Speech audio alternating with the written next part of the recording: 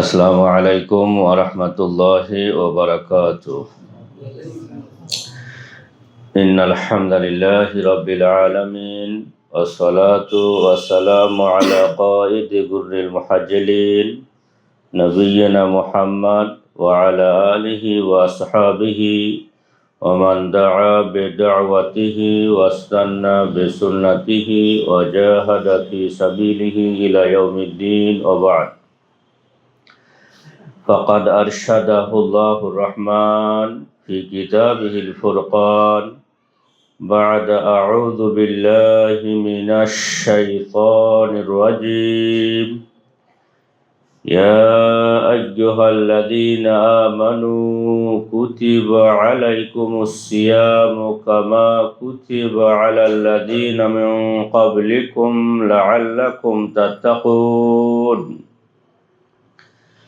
وأرشد نبينا محمد صلى الله عليه وسلم في حديثه المبارك ما رواه الإمام البخاري رحمه الله تعالى في كتابه الصحيح عن أبي هريرة رضي الله تعالى عنه قال قال رسول الله صلى الله عليه وسلم من صام رمضان إيمانا واحتسابا غفر له ما تقدم من ذنبه।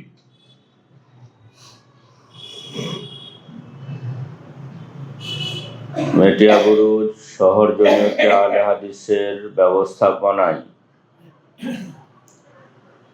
ডাক্তারপাড়া জামে মসজিদে মাসিক ইজতেমায় সম্মানীয় সভাপতি, মসজিদ কমিটি এবং অন্যান্য মসজিদের মুসল্লিবৃন্দ, আমি আপনাদের সম্মুখে রোজার গুরুত্ব ও ফজিলত নিয়ে কিছু কথা আলোচনা করব। ক্বাবলা আন আতাকাল্লামা আলা হাযাল মাওদু আসআলুল্লাহ তাওফীক ওয়াস সাদাদ লিআন্না মা তাওফীকি ইল্লা বিল্লাহি আলাইহি তাওয়াক্কালতু ওয়া ইলাইহি উনীব। সম্মানীয় দিনী ভাইরা ও বোনেরা,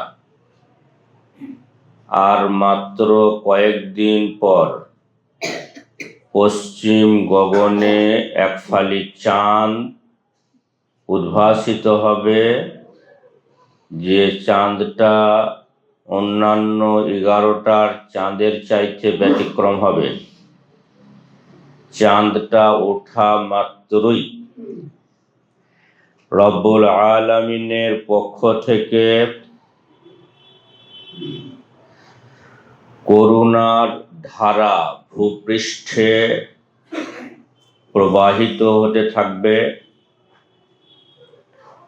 মুসলিমদের হৃদয়ে আনন্দের ঢেউ উদ্বেলিত হবে। ফলে মুসলিমরা নিজেকে প্রস্তুতি নেবে সালাতুত তারাবিহ পড়ার জন্য, অতঃপর সাহারিতে তারা আনন্দে উঠবে এবং রব্বুল আলামিনের সন্তুষ্টি অর্জনার্থে সারা দিন এবং সারা মাস ব্যাপী পর্যায়ক্রমে তারা রোজা পালন করবে। এটা মুসলিমদের জন্য একটা গোল্ডেন চান্স। আল্লাহ তাআলা সূরা বাকারা আয়াত নম্বর 185-তে বলেন, ইয়া আইয়ুহাল্লাযীনা আমানু, হে ওরা যারা ঈমান এনেছো, কুতিবা আলাইকুমুস সিয়াম, ফরজ করা হয়েছে তোমাদের উপরে রোজা, কামা কুতিবা আলাল্লাযীনা মিন ক্বাবলিকুম, যেমন তোমাদের পূর্ববর্তী সম্প্রদায়ের উপরে ফরজ করা হয়েছিল। as-সাওমু লুগাতান আল-ইমসাকু, আমরা যে রোজা রাখবো এটা আরবিতে সওম বা সিয়াম বলবো। এর অর্থ হলো আল-ইমসাকু মানে বিরত থাকা। ইসলামের ইতিহাস ঘাটলে বোঝা যায় যে সর্বপ্রথম এই শব্দটি মারিয়াম আলাইহিস সালাম ব্যবহার করেছিলেন। সূরা মারিয়ামে পাবেন, মারিয়াম আলাইহিস সালাম বলেন, ইন্নী নাযারতু লিররহমানি সাওমান, আমি নজর মেনেছি লিররহমানে, অতি দয়ালুর জন্য, অর্থাৎ আল্লাহ তাআলার জন্য। সাওমান মানে কথা না বলা। কেন তিনি কথা না বলার নজর মানলেন? এই জন্য যে একটা ভুল তথ্যকে সঠিক প্রমাণ করার জন্য। তিনি যখন অবিবাহিতা এক রমণী স্বীয় কোলে একজন নবজাতককে নিয়ে স্বীয় এলাকায় প্রবেশ করছেন, এমত অবস্থায় এলাকাবাসীরা দেখে অবাক হয়ে বলল, ইয়া উখতা হারুন, মা কানা আবুকি ইমরা সাউইন, এই হারুনের বোন, তোমার বাপ তো খারাপ লোক ছিল না। ওমা কানাত উম্মুকে বাগিয়া, তোমার মা তো ব্যভিচারিণী ছিল না। কি বুঝতে পারলাম? মারিয়াম আলাইহিস সালামকে ডাইরেক্ট কেউ বলছে না ব্যভিচারিণী, দোষ কার হলো? পিতা এবং মাতার। এটা খুব গুরুত্বপূর্ণ একটা নির্দেশাবলী যে সন্তান ভালো হওয়ার জন্য পিতা মাতাকে ভালো হওয়াটা আবশ্যক। এই জন্য আমরা যারা পিতা মাতা আছি, যদি আমি চাই যে আমি আমার সন্তানকে সুসন্তান গড়ব, তাহলে প্রথমে আমি নিজে ঠিক হয়ে যাব, তাহলে সন্তান ঠিক হয়ে যাবে। এই আয়াতে সে কথাই বোঝানো হলো। মারিয়াম আলাইহিস সালাম তখন কি বললেন? আমি কথা বলবো না। ইন্নী নাযারতু লিররহমানি সাওমান, আমি রহমানের জন্য নজর মেনেছি কথা না বলার। তিনি কথা বললেন না, সদুত্তর দিয়ে দিল কে? ওই বাচ্চা ছেলেটা। তাহলে এখানে রোজা এর অর্থ হলো কথা না বলা। হাদিসে সহিহ বুখারীতে এরকমই হাদিস আল্লাহ রাসূল সাল্লাল্লাহু আলাইহি সাল্লামের মুখনিসৃত বাণী থেকে রচিত হয়েছে যে আল্লাহ রাসূল সাল্লাল্লাহু আলাইহি সাল্লাম বলেন, ইযা কানা ইয়াউমু সাওমি আহাদিকুম, যখন তোমাদের মধ্যে কেউ রোজাতে থাকবে, ফালা ইয়ারফুস, সে যেন অশ্লীল কথা মুখনিসৃত না করে, ওয়ালা ইয়াসখাব, এবং সে যেন না চিৎকার করে। তাহলে রোজার এর অর্থ হলো ইমসাক, মানে হলো বিরত থাকা। এবারে পরবর্তী পর্যায়ে কেবলমাত্র কথা, অতি বেশি কথা বলা থেকে বিরত থাকা এবং খাওয়া পান করা ইত্যাদি থেকে বিরত থাকার নাম হলো রোজা। ইয়া আইয়ুহাল্লাযীনা আমানু, হে ওরা যারা ঈমান এনেছো, কুতিবা, বাধ্যতামূলক করা হয়েছে, আলাইকুম, তোমাদের উপরে, আসিয়াম, রোজা, কামা কুতিবা আলাল্লাযীনা মিন ক্বাবলিকুম, যেমন বাধ্যতামূলক করা হয়েছিল তোমাদের পূর্ব জাতির উপরে। এখানে রব্বুল আলামিন বা কুরআনুল কারীমের একটা বিশেষ ধরন ব্যক্ত করা হয়েছে। যদি হঠাৎ কাউকে বলা হয় যে তুমি ফজর থেকে নিয়ে সূর্যাস্ত পর্যন্ত খেতে পারবে না, পান করতে পারবে না, অটোমেটিক সে কি বলবে? ভেঙে পড়ে যাবে। এত কড়া নিয়ম শরীয়তে। আল্লাহ কি বললেন? আলাল্লাযীনা মিন ক্বাবলিকুম, তোমাদের পূর্বে যারা ছিল তাদের উপর রোজা ফরজ করা হয়েছিল। এখন আমি স্যাটিসফাইড হলাম যে আমার পূর্বে যারা ছিলেন তারা রোজা রেখেছেন, সুতরাং আমার পূর্বপুরুষরা পারলে আমরা অবশ্যই পারবো। এখন আমার কনফিডেন্স চলে এলো। কেন? লাআল্লাকুম তাত্তাকুন, যেন তোমরা সংযমী হতে পারো, যেন তোমরা সংযমী হতে পারো। এ আয়াত কি বুঝতে পারলাম? আল্লাহ তাআলা যত ইবাদত আমাদের জন্য বাধ্যতামূলক করেছেন, রোজাতে নিজেকে যেভাবে সংযমী করা যাবে, অন্যান্য ইবাদতে সেভাবে নিজেকে সংযমী করা যাবে না। আমরা এটা নিজেরাই বুঝতে পারি। যখন রোজা মাস আসে, দেখি মসজিদ ভর্তি, ফজরের সময়ও একবারে মসজিদ টিপটাপ, সারাদিন এখানে সেখানে গান বাজনা নাই, যেন এক সুশীতল শান্ত পরিবেশ বিরাজ করে। অটোমেটিক আমরা বুঝতে পারি। তাহলে রোজা কি করে? আমাদেরকে সংযমী হওয়া শিখায়। এই উদ্দেশ্যে আমাদের রোজাকে ফরজ করা হয়েছে। এটা ছিল সূরা বাকারা আয়াত নম্বর 185। পরবর্তী আয়াতে আইয়ামাম মা'দুদাত, রোজা 12 মাস রাখতে হবে না। এখানে কি বলানো হলো? আইয়ামাম মা'দুদাত মানে হলো গুটি কয়েক দিন। এখানে গুটি কয়েক দিন বলতে কোন দিন বোঝানো হয়েছে? একটা চাঁদ, অর্থাৎ 29টা বা 30টা দিনের কথা এখানে উল্লেখ করা হয়েছে। তাহলে এ আয়াত দলিল যে আমাদের রোজা ফরজ করা হয়েছে একটা মাস, সেটা 29 দিন হোক বা সেটা 30 দিন হোক। তদ্ব্যতি রেখে যত রোজার কথা হাদিসে আলোচনা আছে এগুলো আমাদের জন্য বাধ্যতামূলক করা হয়নি, এগুলো আমাদের জন্য নফল করা হয়েছে। এক্ষুনি সে কথা আলোচনা করা হলো। ফামান কানা মিনকুম মারিদান, তোমাদের মধ্য হতে যারা অসুস্থ। এখন এ প্রশ্ন যে রমজান মাস এলেই কি আমাকে রোজা রাখতে হবে? আল্লাহ তাআলা কি বলছেন? ফামান কানা মিনকুম মারিদান, তোমাদের মধ্য হতে যারা অসুস্থ, আও আলা সাফারিন, অথবা সফরে আছো, ফাইদ্দাতুম মিন আইয়ামিন উখার, তারা গণনা করবে অন্যান্য দিনগুলিতে। তাহলে ফামান কানা মিনকুম মারিদান, তোমাদের মধ্য হতে যারা অসুস্থ। অসুস্থ এটা করকম হয়? আল মারদু মারদান, অসুখ হয় দু ধরনের। আল মারদুল্লাযী লা ইউরজা বিরউহু, এমন অসুখ যে অসুখটা ভালো হওয়ার কোনো আশঙ্কা নাই, যাকে আমরা আমাদের ভাষাতে বলি চিররোগা। চিকিৎসকগণ বলেন তুমি যদি উপোস থাকো তাহলে ডেথ। এটা হলো ইসলাম।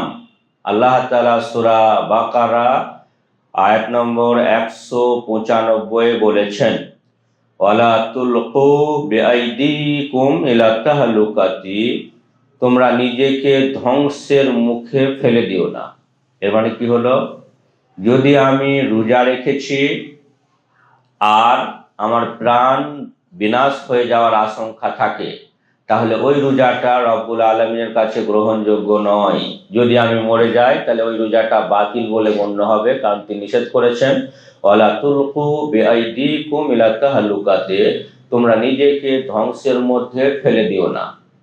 ঠিক এই রকম যে শীতকাল, প্রচণ্ড শীত, রাত্রিতে স্ত্রী মিলন হয়েছে, অতঃপর আমি যদি শীতে আমার কাছে পানি গরম করার কোনো যন্ত্র নেই, এরপর যদি আমি ফরজ গোসল করি তাহলে আমার প্রাণ নাশের আশঙ্কা থাকবে। তাহলে আমার সেক্ষেত্রে কি করলে? সেক্ষেত্রে যদি আমি ভালো করে ধুয়ে তায়াম্মুম করলাম বা ওযু করে নামাজ পড়লাম, তাহলে আমার জন্য নামাজ যথেষ্ট হবে। এটা আপনার উপর ডিপেন্ড করবে। যদি আপনি বুঝেন যে আমি গোসল করলে আমার অনেক ক্ষতি হবে, অর্থাৎ মরে যাওয়ার আশঙ্কা থাকবে, সেই সময়ে এই নিয়মগুলো প্রযোজ্য। ফামান কানা মিনকুম মারিদান, তোমাদের মধ্যে হতে যারা অসুস্থ। তাহলে অসুস্থ হলো একটা, যেটা হলো চিররোগা, মানে চিরস্থায়ী অসুখ, কোনোদিন ভালো হবে না। ডাক্তারে বলেছেন যে যদি ও খিদেই থাকে তাহলে সে মারা যাবে, তাহলে তার জন্য রোজা ফরজ নয়, বরং সে কি করবে? মারিদান বলতে এখানে দুরকম কথা বোঝানো হয়েছে। আল মারদুল্লাযী লা ইউরজা বিরউহু, এমন অসুখ যে অসুখ আরোগ্য হবার কোনো আশঙ্কা নাই। আল মারদুল্লাযী ইউরজা বিরউহু, এমন অসুখ যেটা সাময়িক, যেটা ভালো হয়ে যেতে পারে। তাহলে অসুখ তো কটা হলো? দুটো, একটা ভালো হবে না আর একটা ভালো হবে। যার ভালো হবে না, উপোস থাকলে ক্ষতি হবে, ওষুধ নিয়মিত না সেবন করলে ডেথ হয়ে যেতে পারে, তার জন্য রোজা ছাড়। আর এখানে কোন কথা বোঝানো হলো? তোমাদের মধ্যে যারা অসুস্থ এবং সফরে আছে, অন্য দিনে গণনা করা হবে। এখানে হলো সাময়িক অসুখ, যে এমন অসুখ যে অসুখটা ডাক্তার দেখালে ভালো হয়ে যেতে পারে। কদিন দেখালে ভালো হয়ে যেতে পারে? ঠিক আমরা এরকম বুঝবো। আয়েশা সিদ্দিকা রাদিয়াল্লাহু আনহা তিনি বলতেন, আমাদের যে রোজাগুলো ঋতু থাকার কারণে ভেঙে যেত, রাখতে পারতাম না, সেগুলো আমরা আগামী রমজান আসার আগে শাবান মাসে পূর্ণ করতাম। তাহলে এখানে তোমাদের মধ্যে হতে যারা অসুস্থ, যে একজন ব্যক্তি রমজান মাসে অসুখ হয়েছে, মোটামুটি ডাক্তারে বলেছে 3-4 মাস ওষুধ খান, আপনি ঠিক হয়ে যাবেন, তাহলে তিনি যদি তার রোজার পরিবর্তে একজন মিসকিনকে খাওয়ান তাহলে হবে না। কারণ আগামী রমজান আসার পূর্ব পর্যন্ত যদি তার ভালো হওয়ার আশঙ্কা থাকে তাহলে তার রোজা কাজা করতে হবে। যখন সে ঠিক হয়ে যাবে তখন সে রোজা রাখবে। আর একজন ব্যক্তি অসুখ, যে অসুখটা 1 বছর ওষুধ খেলেও ভালো হবে না, বরং কন্টিনিউ ওষুধ খেয়ে যেতে হবে, তার জন্য রোজা ছাড়, সে তার রোজার পরিবর্তে একজন মিসকিনকে খাবার দিবে। এখানে এ কথাই বলা হলো। তাহলে ফামান কানা মিনকুম মারিদান, তোমাদের মধ্যে হতে যারা অসুস্থ, এবারে মহিলার দিকে দেখতে হবে। সূরা আবু দাউদের হাদিস, আল্লাহ রাসূল সাল্লাল্লাহু আলাইহি ওয়াসাল্লাম বলছেন, ইন্নাল্লাহা ওয়াদাআ সিয়ামা আনিল হুবলা ওয়াল মুরদি' ওয়াল মুসাফির। আল্লাহ তাআলা রোজাকে রেখে দিয়েছেন। রেখে দিয়েছেন মানে কি? আদায় করতে হবে। রেখে দিয়েছেন মানে হলো আল্লাহ তাআলা রোজাকে মাফ করেছেন লয়, রেখে দিয়েছেন মানে হলো আদায় করতে হবে। কার জন্য? আল হুবলা, গর্ভবতী মহিলা। ওই যে বললাম, যদি গর্ভবতী মহিলা বুঝতে পারেন যে আমি রোজা রাখলে আমার শারীরিক ক্ষতির আশঙ্কা, আমার গর্ভে যে সন্তান আছে সেই সন্তানটারও ক্ষতি হতে পারে, তখন তিনি কি করবেন? তখন তিনি রোজা রাখবেন না। তার রোজার পরিবর্তে কি একজন মিসকিনকে তিনি খাবার দেবেন? এ ব্যাপারে ওলামাদের মধ্যে ভিন্ন মত পাওয়া যায়। তবে প্রাধান্য কওল হলো যে যেহেতু তার কাছে সময় থাকছে, ঠিক এরকম যদি ধরে নিয়ে আমার স্ত্রী রমজান মাস চলছে, এখন পেটে বাচ্চা আছে, পেটে বাচ্চা আসতে সময় লাগলো কদিন? 4 মাস। পেটে বাচ্চা আকৃতি আসতে সময় লাগলো 43 দিন, অর্থাৎ 4 মাস। তাহলে আমার স্ত্রী গর্ভবতী, এখন 4 মাস, তাহলে ওর কিন্তু রোজা রাখতে হবে, কারণ পেটে এখনো বাচ্চা আসে নাই। এখন রমজান মাস এলো, আমার স্ত্রীর পেটে বাচ্চা আছে, বাচ্চার বয়স হলো ধরে নেওয়া যাক 5 মাস, আর আগামী রমজান আসতে এখনো আমার কাছে সময় থাকছে 11টা মাস। তাহলে আমার স্ত্রী সন্তান প্রসব করবে আর 5 মাস পরে, তারপরে তার কাছে সন্তান প্রসবের পরেও 5 মাস রোজা আদায়ের জন্য সময় থাকছে। যদি সন্তান প্রসব হয়, যদি আমি চাই যে 2 মাস পরে রোজা রাখবো, আর আজকাল আলহামদুলিল্লাহ ফিডার সিস্টেম বেরিয়েছে, আমি যদি আমার সন্তানকে আমার স্ত্রীর দুধ না পান করাই, শরীয়তের দিক থেকে কোনো অসুবিধা নেই। আমি দুধ কিনে খাওয়াইলাম, আমি ফিডার খাওয়াইলাম, যে কোনো প্রকারে হোক। আমরা আরবের নিয়ম জানি সব। আমাদের রাসূল সাল্লাল্লাহু আলাইহি ওয়াসাল্লাম যখন জন্মগ্রহণ করেছিলেন তখন তার দুধ পানের জন্য তাকে তায়েফে নিয়ে যাওয়া হয়েছিল, এটা আমরা জানি। তাহলে আমার সন্তানকে দুধ পান করাতেই হবে আমাকে, আর বাকি থাকবে রোজা। তো আইয়ামা মাদুদাত, মাত্র কয়েকটা দিন, 30টা দিন যদি আমি সন্তানকে রাতের বেলাতে দুধ পান করালাম, আর দিনের বেলায় যদি দুধ পান নাই বা করাই, দিনের বেলায় দুধ কিনে খাওয়ালাম, এতে নিজেরও শারীরিক কোনো ক্ষতি হবে না এবং সন্তানেরও শারীরিক কোনো ক্ষতি হবে না বলে আমাদের মনে হয়েছে।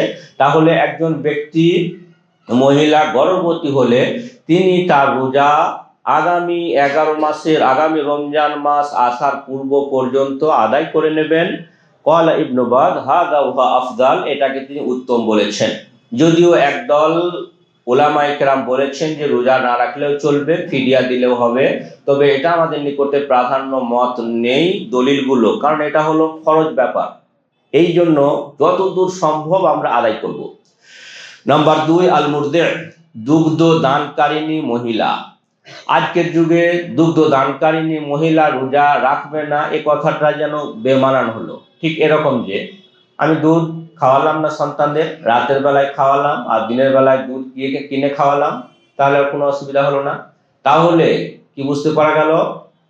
আর যদি দুধ দানকারিণী মহিলা, তিনি যদি তার সন্তানকে দুধ দান করার ফলে শারীরিক ক্ষতির আশঙ্কা করেন, সন্তানটা যদি শারীরিক ক্ষতির আশঙ্কা করে তখন তিনি রোজা রাখবেন না। পরবর্তীতে রমজান আসার পূর্ব পর্যন্ত তার কাছে রোজা আদায় করার সময় আছে।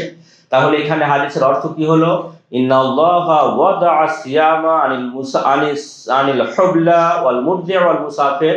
আল্লাহ তাআলা রোজাকে রেখে দিয়েছেন, এর মানে রোজাকে মাফ করে দিয়েছেন, এ তর্জমা করা ঠিক নয়, বরং রোজাকে রেখে দিয়েছেন, পরবর্তীতে রাখা হবে। কারণ একটা হাদিসে তিনটে শব্দ ব্যবহার করা হয়েছে, একটা হলো গর্ভবতী মহিলা, একটা হলো দুগ্ধদানকারী মহিলা, আর একটা হলো মুসাফির।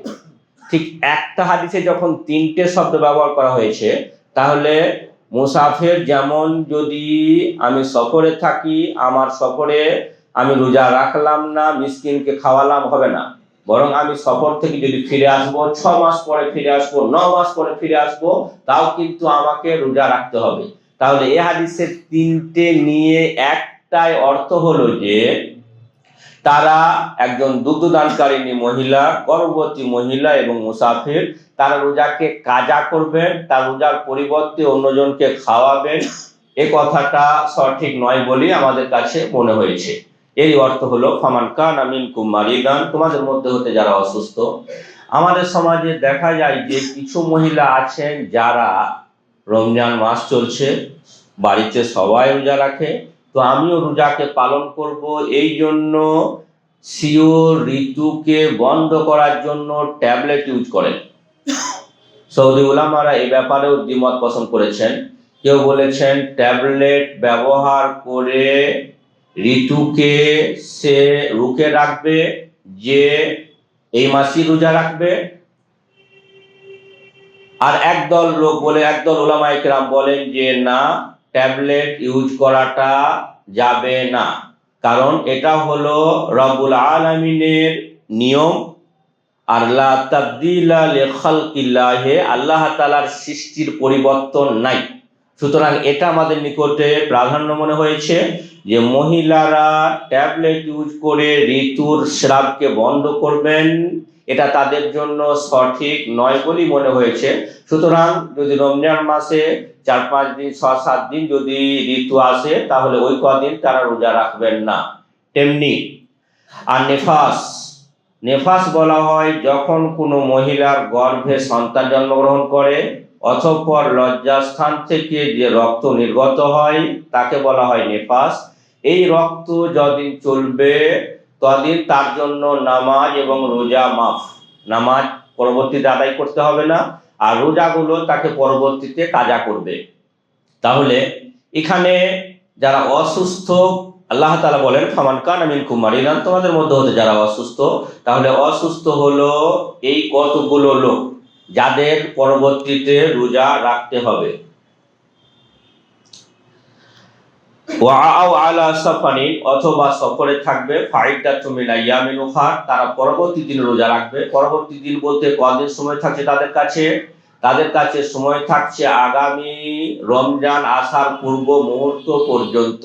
যেমন পূর্বে আলোচনা করেছি, হযরত আয়েশা সিদ্দিকা রাদিয়াল্লাহু আনহা তিনি বলেন যে আমরা রমজানের কাজা রোজাগুলোকে আদায় করতাম শাবান মাস পর্যন্ত। তাহলে শাবান মাস পর্যন্ত রাখা যেতে পারে। এখানে একটা খেয়াল রাখতে হবে যে মান মাতা ওয়া আলাইহি সিয়ামুন সামা আনহু ওয়ালিয়ুহু।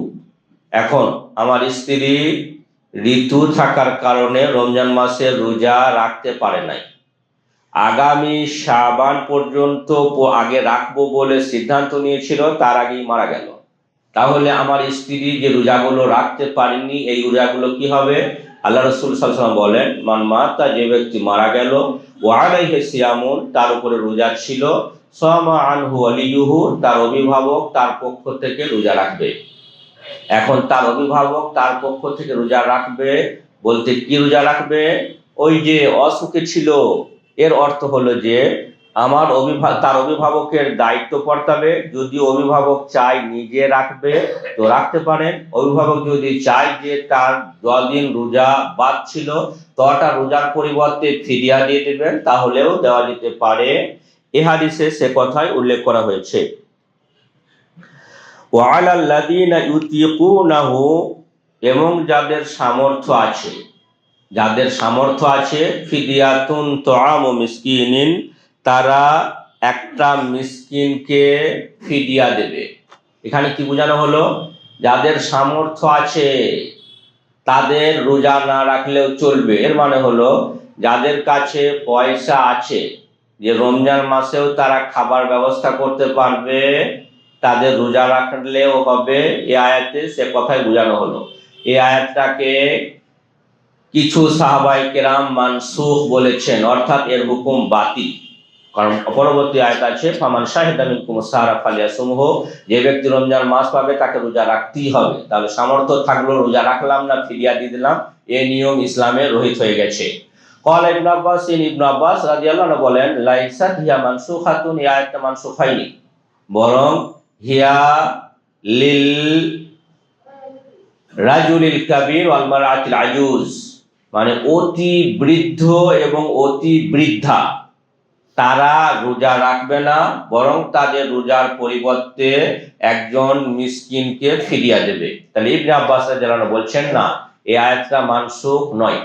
তাহলে এই আয়াত থেকে বুঝলাম যে তিন শ্রেণীর লোক আছে যারা রোজা রাখবেন না, তারা তাদের রোজার পরিবর্তে মিসকিনকে খাবার দেবেন। নাম্বার এক হলো আশ-শাইখুল কাবীর, অতি বৃদ্ধ। হযরত আনাস বিন মালিক রাদিয়াল্লাহু আনহু তিনি শেষ বয়সে অতি বৃদ্ধ হয়ে যাওয়ার কারণে রোজা রাখতে পারেননি। তিনি তার রোজার পরিবর্তে প্রতিদিন একটা করে মিসকিনকে খাওয়াতেন। তাহলে এটা কোরআনের আয়াত এবং সাহাবায়ে কিরামের এর উপরে আমল ছিল। তাহলে আমরা অতি বৃদ্ধ যারা আছি তারা যদি আমরা রোজা না রাখতে পারি, বরং রোজার পরিবর্তে একটা মিসকিনকে খাবার দিব, এটা আমাদের জন্য যথেষ্ট হবে। এটা ছিল এক নম্বর। দু নম্বর ছিল, দু নম্বর ছিল আল মারআতুল আজুজ, অর্থাৎ অতি বৃদ্ধা। অতি বৃদ্ধার জন্য রোজা ছাড়, তাকে রোজা রাখতে হবে না, রোজার পরিবর্তে একজন মিসকিনকে খাওয়াবে। এখানে অতি বৃদ্ধ, অতি বৃদ্ধা বলতে কি বোঝানো হয়েছে? অর্থাৎ যারা খিদেতে থাকতে পারে না। আমার বয়স 100, কিন্তু আমি যদি সারাদিন না খাই কোনো অসুবিধা নেই, তাহলে আমি রোজা রাখবো। মানে যারা খিদেতে থাকতে পারবে না, পেট খালি থাকলে তাদের অনেক রকম অসুখ হওয়ার আশঙ্কা থাকবে, তাদের কথা বোঝানো হয়েছে।